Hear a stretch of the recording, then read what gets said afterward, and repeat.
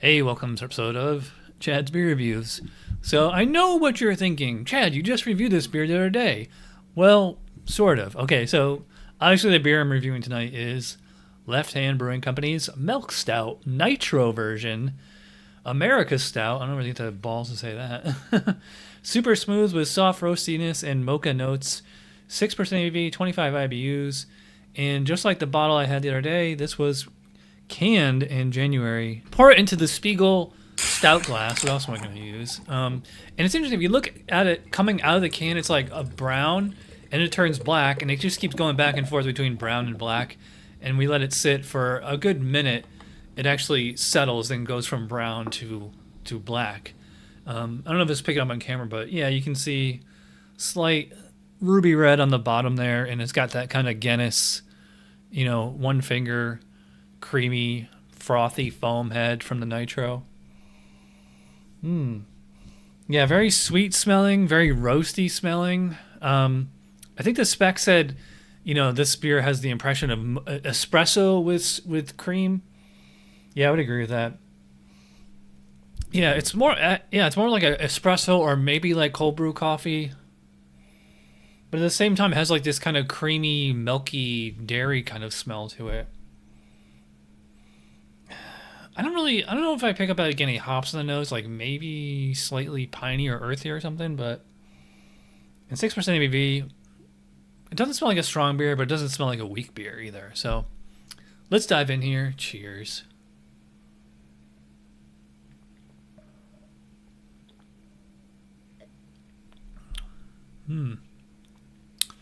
Yeah.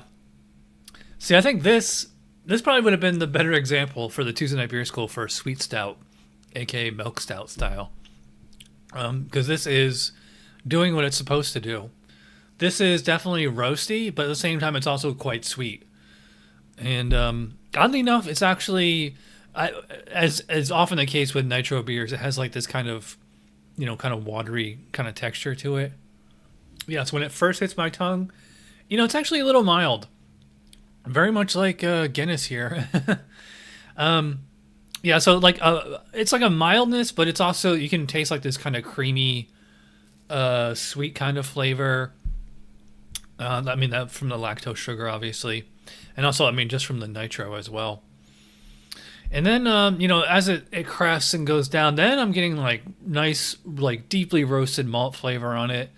Definitely a coffee kind of note, maybe, or espresso, whatever you want to call it. I'm not like not super familiar with coffee, that I know like the difference between like coffee and espresso and cappuccino and frappuccino and alpuccino.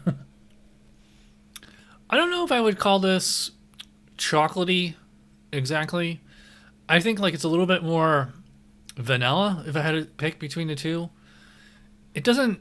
It to me, this tastes like totally authentic, and it should. Like there's no syrups or anything like that in here. There's no cocoa nibs or no additives other than the lactose sugar and the nitro. By the way, does this have a? I didn't hear. There's like no widget in the can, although it did make that hiss when I popped the can. I think it's my first time having this in the can. I know they do it in bottles, which I've had before, and I've had it on tap on nitro, but this is my first time having it in a full, nice pint can. I'm trying to like concentrate on hops and like yeast character. I will say there is like a little bit of a fruity yeast character in there. Nothing like specific, just a slightly fruity thing. It's not nearly as bitter, or I should say, it's not nearly as hoppy as the bottle version was. I remember the bottle version being, because it's relatively fresh, or at least compared to the Mackeson, it was still quite hoppy. I get like there's definitely a lingering roasty aftertaste, and maybe like I said, like a tiny little bit of like piney or earthy hops. But nobody's drinking this beer for the hops. Yeah, so it's like sweet roasty.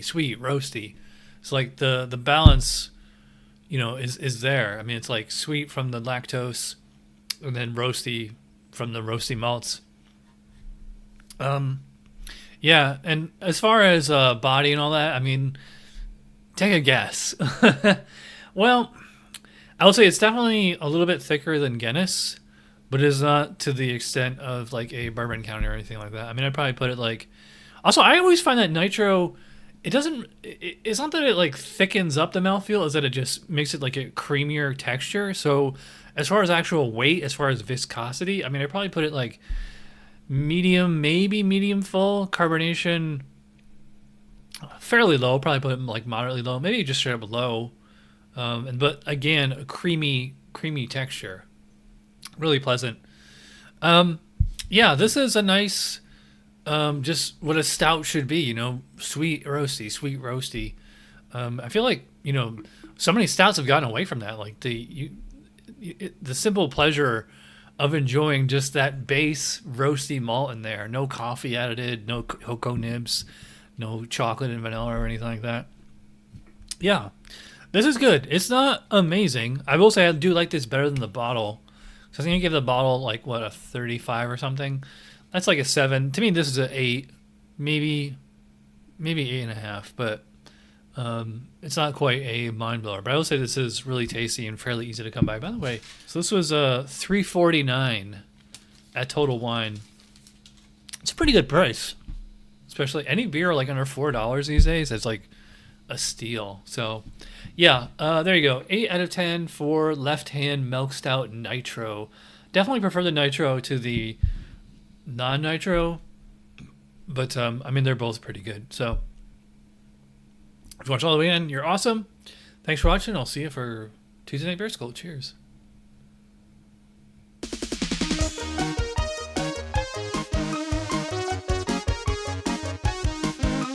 Somebody brewed it. Chad just reviewed it. Thanks for watching Chad's Beer Review. Trust me, the next episode will be a lot better.